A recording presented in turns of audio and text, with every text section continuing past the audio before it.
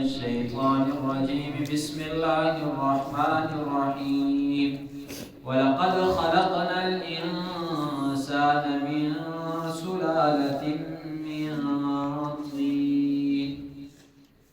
انسان کو پھر توجہ دلائی جا رہی ہے، ذرا اپنی پہلی پیدائش کی طرف غور کرو کہ ہم نے تمہیں کیسے پیدا کیا، تم کیا چیز تھے کہ ہم نے تمہیں وجود میں لایا، تمہاری اصل حقیقت کیا ہے۔ اللہ فرماتے ہیں وَلَقَدْ خَلَقْنَا الْإِنسَانَ، قسم با خدا ہم نے پیدا کیا الانسان، انسان کو، من سلالۃ من طین، چھانٹی ہوئی مٹی سے، مٹی کا جو خلاصہ تھا اس کے ساتھ ہم نے انسان کو پیدا کیا۔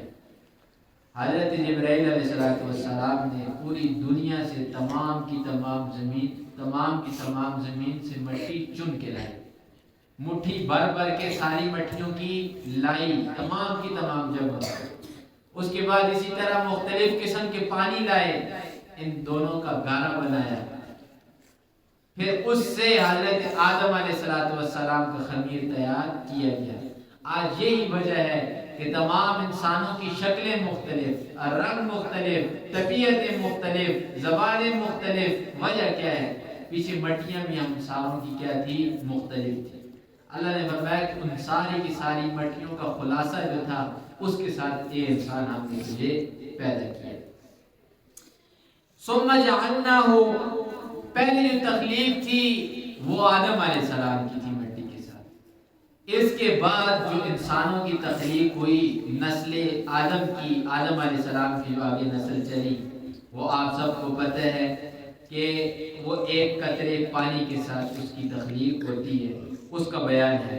ثم جعلناہ، پھر ہم نے بنایا اسے نطفتن، ایک قطرہ۔ کوئی بھی انسان ہے سوائے حضرت آدم اور حضرت عیسیٰ، ان دونوں کے علاوہ کوئی بھی انسان ہے وہ پہلے کیا ہوتا ہے؟ منی کا ایک قطرہ ہوتا ہے۔ آدم علیہ السلام کو مٹی سے پیدا کر دیا، باپ کوئی نہیں تھا۔ حضرت عیسیٰ علیہ السلام کی جب باری آئی تو حضرت جبرائیل علیہ السلام نے پھونک ماری، ان کا بھی کوئی باپ نہیں تھا، اس پھونک سے ان کا حمل ٹھہرا۔ اس کے علاوہ کوئی بھی ہے تو وہ کیا ہوتا ہے؟ پہلے پانی کا ایک قطرہ ہوتا ہے۔ ثم جعلناہ، پھر ہم نے بنایا نطفتن، اسے ایک قطرہ منی کا، فی قرار مکین، پھر اس منی کے قطرے کو ہم نے رکھ دیا ایک محفوظ مقام کے اوپر۔ یعنی ماں کا جو رحم ہوتا ہے یہ بچے کے لیے انتہائی قسم کا محفوظ ہوتا ہے، نہ گرمی نہ سردی، ٹمپریچر بھی برابر، ساری چیزیں اللہ کی تخلیق ہے۔ ثم خلقنا النطفة، پھر ہم نے بنایا اس نطفے کو علقتن، ایک لوتھڑا۔ پہلے جب اس کا منی کا قطرہ عورت کے رحم میں جاتا ہے تو روایات کے اندر آتا ہے کہ 40 دن تک وہ پانی کا پانی ہی ہوتا ہے، اس کے اندر کسی قسم کی کوئی تبدیلی نہیں آتی۔ 40 دن گزرنے کے بعد وہ منی کا قطرہ، وہ خون کا لوتھڑا بن جاتا ہے۔ فخلقنا العلقۃ، پھر ہم نے بنایا اس لوتھڑے کو مضغۃ، ایک بوٹی، پھر وہ جمع ہوا خون کیا بن جاتا ہے؟ ایک بوٹی، ایک گوشت کی بوٹی کی شکل اختیار کر جاتا ہے۔ فخلقنا المضغۃ، پھر ہم نے بنایا اس بوٹی کو عظاما، ہڈی۔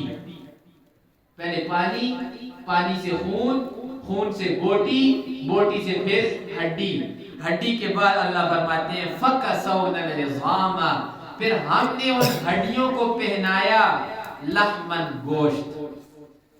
یہ اللہ کی شان ہے۔ ایک پانی کا قطرہ ہے، اس اتنے ادوار سے گزرتا ہے، پھر وہ ہڈی بن جاتا ہے، کوئی مناسبت نہیں۔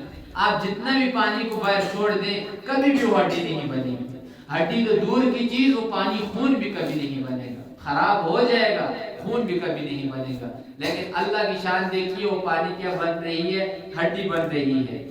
یہاں تک جو پروسیس ہوتا ہے انسانی تخلیق کا، یہ سمجھیں یہ سارا کچھ مردہ ہے، اس کے اندر کوئی کسی قسم کی جان نہیں، یہ صرف اور صرف مردہ چیزیں ہیں۔ پانی ہے تو مردہ ہے، خون ہے مردہ ہے، ہڈی آ گئی مردہ ہے، اوپر گوشت آ گیا تو مردہ ہے۔ لیکن اللہ فرماتے ہیں ثم خلقنا ثم انشأناه، پھر ہم نے اسے پیدا کیا خلقا آخر، ایک دوسری پیدائش کے ساتھ، ہم نے ایک نئی زندگی تمہیں دے دی۔ وہ کیسے؟ پھر عالم ارواح سے ہم نے روح منگوائی اور وہ روح اس کے اندر ڈال دی۔ تبارک اللہ، بس برکت والا ہے وہ اللہ، احسن الخالقین، وہ پیدا کرنے والوں میں سے سب سے بہترین ہے۔ دنیا کے اندر لوگ بھی کچھ نہ کچھ چیزیں بناتے ہیں، لیکن اللہ فرماتے ہیں سارے کے سارے بنانے والوں میں سے میں سب سے بہترین ہوں، مجھ سے زیادہ کوئی بھی اچھا بنانے والا نہیں۔ ایک کاتب وحی تھا رسول اللہ صلی اللہ علیہ وسلم کے ساتھ، وہ وحی لکھا کرتا تھا، عبداللہ ابن سعد اس کا نام تھا۔ رسول اللہ صلی اللہ علیہ وسلم نے اسے آواز دی، بلایا کہ لکھو وحی لکھو۔ اوپر آیت سے وَلَقَدْ خَلَقْنَا الْإِنسَانَ مِنْ سُلَالَةٍ مِنْ طِينٍ، لکھنا شروع کی اس نے وحی۔ لکھتے لکھتے لکھتے جب پہنچے اس ٹکڑے کے اوپر فَتَبَارَكَ اللَّهُ أَحْسَنُ الْخَالِقِينَ، اس سے پہلے رسول اللہ صلی اللہ علیہ وسلم خاموش ہوئے تو اس کاتب وحی نے اپنی زبان سے کہا فَتَبَارَكَ اللَّهُ أَحْسَنُ الْخَالِقِينَ، تو رسول اللہ صلی اللہ علیہ وسلم نے فرمایا اے سعد لکھو یہی۔ اس نے کہا میں نہیں لکھتا۔ فرمایا کیوں نہیں لکھتے؟ کہا کہ اگر فَتَبَارَكَ اللَّهُ أَحْسَنُ الْخَالِقِينَ آپ کے پڑھنے سے پہلے میں نے پڑھا تو آپ یہی لکھنے کو کہہ رہے ہیں، یا تو آپ جھوٹے ہیں، نعوذ باللہ۔ اے محمد صلی اللہ علیہ وسلم آپ جھوٹے ہیں یا پھر میں ہی خدا ہوں کہ آپ مجھے میرے لفظ لکھنے کو کہہ رہے ہیں؟ تو وہ کیا ہو گیا؟ مرتد ہو گیا۔ پھر حضرت عمر رضی اللہ تعالیٰ عنہ کو رسول اللہ صلی اللہ علیہ وسلم نے بلایا، امتحان لیا تھوڑا سا، فرمایا کہ بیٹھو عمر۔ رسول اللہ صلی اللہ علیہ وسلم نے یہی والی آیات مبارکہ تلاوت کی، کرنے کے بعد آ کر فتبارک اللہ سے پہلے رک گئے، اور رکنے کے بعد حضرت عمر رضی اللہ تعالیٰ عنہ بولے فتبارک اللہ احسن الخالقین، یہ جملہ انہوں نے بھی کہا۔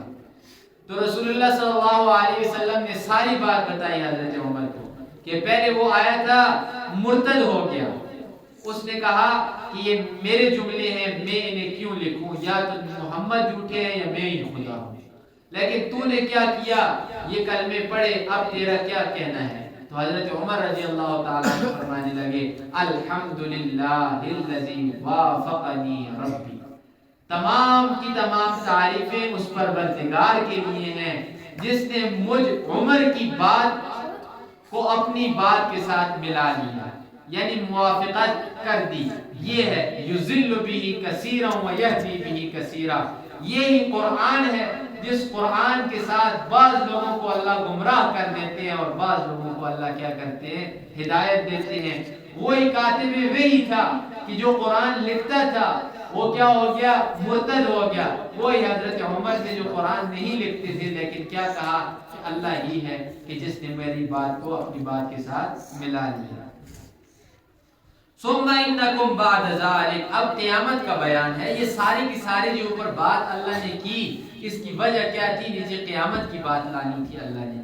اللہ فرماتے ہیں ثم انکم بعد ذلک، پھر ان ساری کی ساری پیدائشوں سے گزرنے کے بعد، زندگی گزارنے کے بعد، لمیتون، ضرور بضرور تم مر جاؤ گے، تم نے مرنا ہے، پکا تم نہیں آئے دنیا کے اندر، یہ سارے ادوار تمہارے اوپر گزرے ہیں تم نے مرنے کے لیے۔ ثم انکم، پھر بے شک تمہیں یوم القیامت، قیامت والے دن تبعثون، اٹھایا جائے گا۔